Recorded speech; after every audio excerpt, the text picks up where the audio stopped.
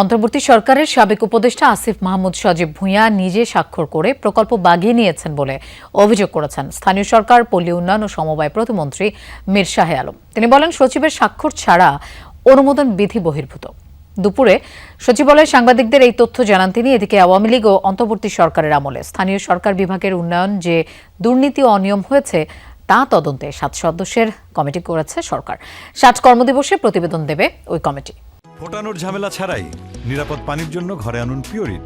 Call করুন 16627। উপকূলীয় জেলা পিরোজপুর গেল 18 মাস ধরে এ এলাকার রাস্তা, কালভার্ট, ব্রিজ সহ বেশ কিছু অবকাঠামো উন্নয়ন পুরোপুরি বন্ধ। কারণ হিসাবে মন্ত্রণালয় বলছে, বিগত আমলে সব প্রকল্পে প্রায় 6000 কোটি টাকার অনিয়ম দুর্নীতি হয়েছে। রাতের আধারে ডিপিপি বানিয়ে হাতিয়ে নেওয়া হয়েছে টাকা। 24 ঘন্টার মধ্যে ডিপিপি রাতের অন্ধকারে তৈরি করা হয়েছে। এটা একটা অন্য রকমের দুর্নীতি। আপনার টেন্ডার হয়েছে, টেন্ডার হওয়ার পরে ওয়ার্ক অর্ডার দেওয়ার পরে আর বাকি কোনো ফর্মালিটিজ মেনটেন হয়নি, শুধুমাত্র বিল তৈরি হয়েছে। বিলটা ট্রেজারিতে গিয়েছে, ট্রেজারিতে চেক ইস্যু হয়েছে, ঠিকাদার ব্যাংক থেকে টাকা তুলে নিয়ে চলে গেছে। এমন বাস্তবতায় আওয়ামী লীগ ও অন্তর্বর্তী সরকার আমলে স্থানীয় সরকার বিভাগের উন্নয়ন কাজে যে দুর্নীতি ও অনিয়ম হয়েছে তা তদন্তে 7 সদস্যের কমিটি করেছে সরকার।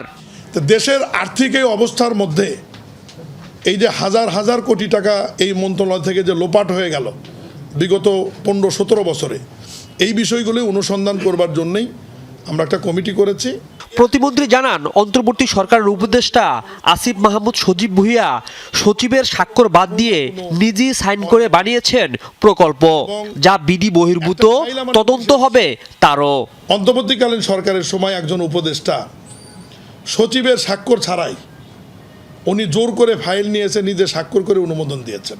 এরাও এই তদন্তের মধ্যে আসবে, যেটি একদম rules of procedure, rules of বিজনেসের পরিপন্থী।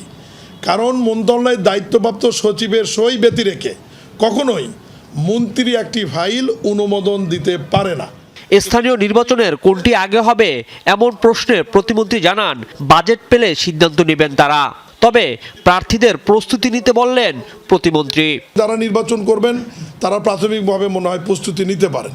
রাজীব আহমেদ, যমুনা নিউজ, ঢাকা।